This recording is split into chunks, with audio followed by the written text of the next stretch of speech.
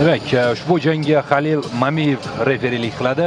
Demak do'stlar, Shohrux To'raxonov hamda Aziz Usmonov qarama-qarshiligi. Bilasizmi do'stlar, aslida Eshonqulov jang qilishi kerak edi, lekin Shohrux To'raxonov tanlandi do'stlar.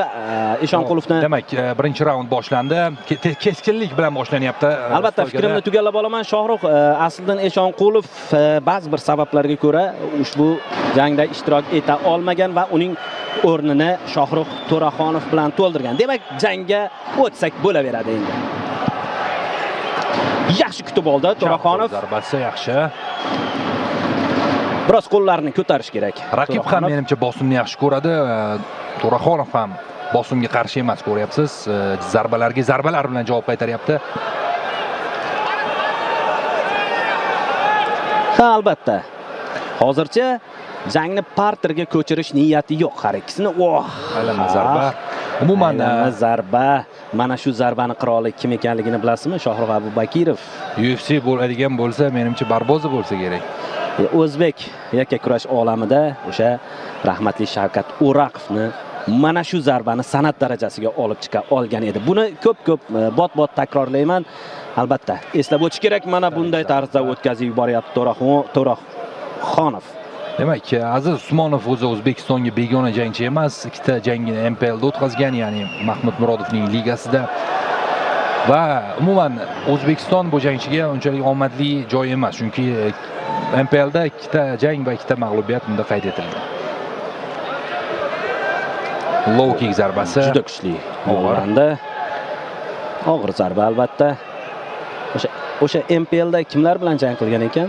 Bir shu haqida ma'lumot berib o'tsangiz. Birinchi jangda Asliddin Eshonqulovga qarshi, aynan bugun menimcha Asliddin bilan urushish kerak-da. Ha, shunday ma'lumot berilgandi boshida. Revansh bo'lishi mumkin ekanida, albatta. Ikkinchi jangida esa Asliddin Xursandovga qarshi jang qilgan ekan va ikkalasida ham mag'lubiyatga uchragan. Boshlanishi yaxshigina keskin boshlandi, hozir esa birozgina temp pasayyapti.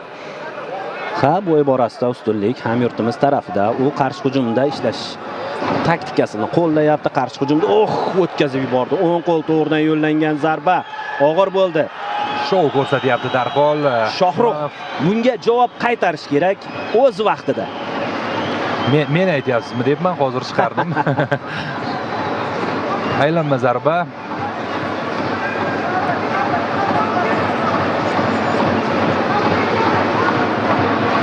Yaxshi. Va takedown amalga oshyapti. Bekmountga o'tib ketadimi? Kerak mana shunday zarbalar. Yo'q, bermadi. Tez fursatda oyoqqa tura oldi Usmonov. Ha.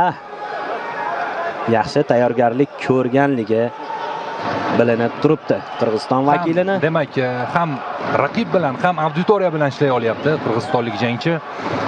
Ya'ni kerakli vaqtda arenaga ham murojaat qilib qo'yapti. Shohrux ehtiyot bo'lish kerak, raqib tajribali ekan anchagina. Low kick. Talab zarba o'xshamadi. Mana bu yerda bildirib qo'ydi biroz. Shohrux ikkita jang o'tkazgan va har ikkisida g'alabaga erishgan do'stlar. Aziz Usmonov esa 7 ta jang o'tkazgan va 4 ta g'alaba. Ha, tajribaliroq Usmonov. Halil Mamiyev jangni diqqat bilan kuzatmoqda. Anchagina tajribali mutaxassis sanaladi. Bilasiz, ushbu mutaxassisni Oktagon ligasi janglarini boshqaradi. Va mana Mangu ligasida ham faoliyat olib bormoqda. Aylanma zarba raqibdan endi javoban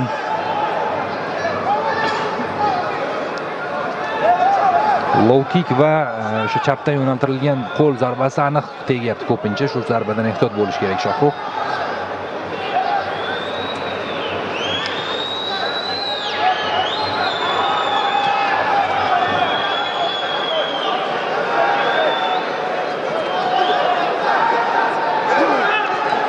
Birinchi raund deyarli oxirlayapti.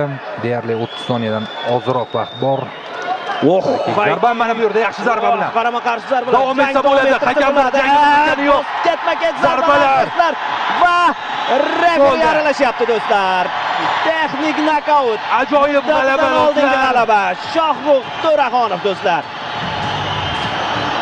Juda kuchli zarbani o'tkazib yubordi Usmonov.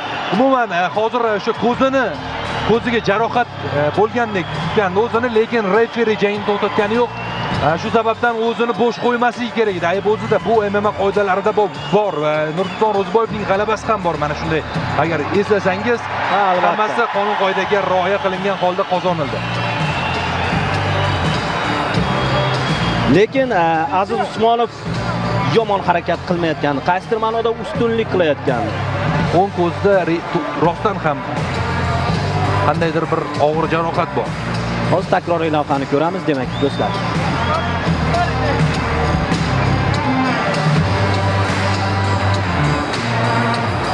Mana o'sha zarba. Mana o'sha zarba. Menimcha zarba edi bu rostdan ham. Ha, albatta, albatta. Qonun qoida buzilmagan, bu rostdan ham zarba, shunchaki menimcha ko'zning o'sha qopqog'iga urilgan zarba bu juda og'riqli bo'ladi o'zi. Ya'ni yuqori qismiga emas, aynan ko'zning yumaloq qismiga zarba berilgan bo'lsa, qo'l kirib ketdi deb o'ylagan bo'lishi mumkin qirg'izistonlik jangchi. Lekin bunday bo'lmadi, hammasi qonun qoidaga rioya qilingan holda.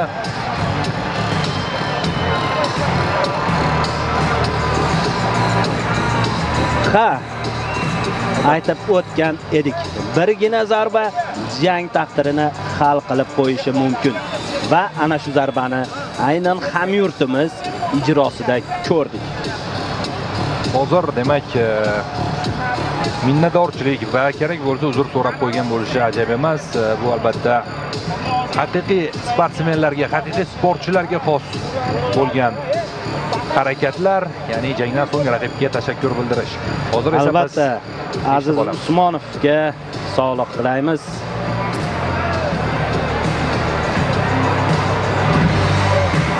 Albatta bu sport, bu MMA va mana shunday jarohatlardan xoli emas. Demak, jang g'olibi rasman e'lon qilindi. Победу техническим нокаутом одержал Сурхандарьев Виктор Шохрух.